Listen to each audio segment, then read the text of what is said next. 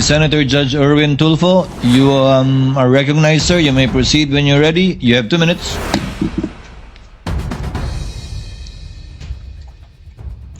Thank you, Mr. Presiding Officer. Testigo, tama po ba ang pagkarinig ko na sinabi niyo kanina under sa COA DBM Joint Circular Number 2015-01, hindi naman kailangan ilagay ang tunay na mga pangalan ng mga intel agents or informers na tumanggap ng intel o confidential funds sa OVP tulad ni na Mary Grace Piatos, Chippy McDonald, Mickey Mouse at iba pa?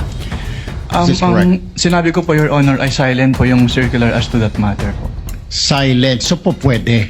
Kung when we say kasi silent, pwede. Hindi po, Your Honor. It is neither allowed nor prohibited po.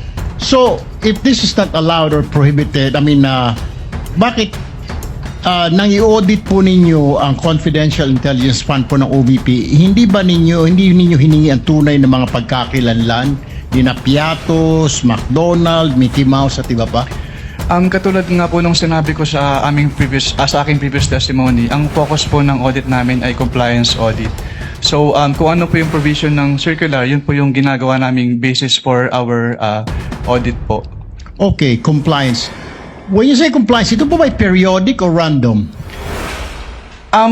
Yung compliance audit po kasi wala po siyang particular period kasi pag sinabing compliance audit, ina-evaluate po namin yung subject matter if it is compliant with certain applicable laws, rules, and regulations. But I'm saying every agency na meron pong intel or confidential funds, do they have to undergo audit periodically or random lang?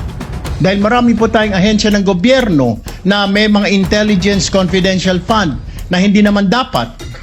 Ang audit po namin ay based dun sa liquidation documents po na sinasubmit nila. Pero is it periodic ba? Kailangan bawat agency na i-liquidate niya yung kanya i-audit ninyo yung kanyang paggastos ng intel or confidential fund? Yes po, Your Honor. Yung kanilang kailangan... So it's periodic, it's not random. Yes po, Your Honor. Okay. Kung kaduda-duda na po ang disbursement ng OVP, obvious naman, sabi niyo po, di po ba, yung mga medicines, mga pangalan ng tao, bakit hindi po ninyo pa sinampahan ang kaso sa ombudsman ng OVP?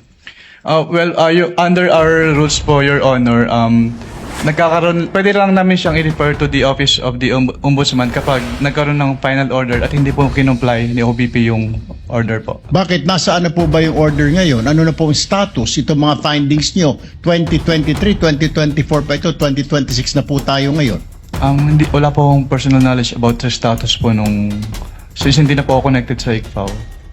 Okay, so dahil hindi ka na connected sa ICFAO, so wala ka ng pakialam kung ano na nangyari sa kaso na hinawakan mo. Hindi naman po wala akong pakialam, pero yung mga ganyang bagay po kasi ay confidential na hindi naman ina-announce sa buong COA po.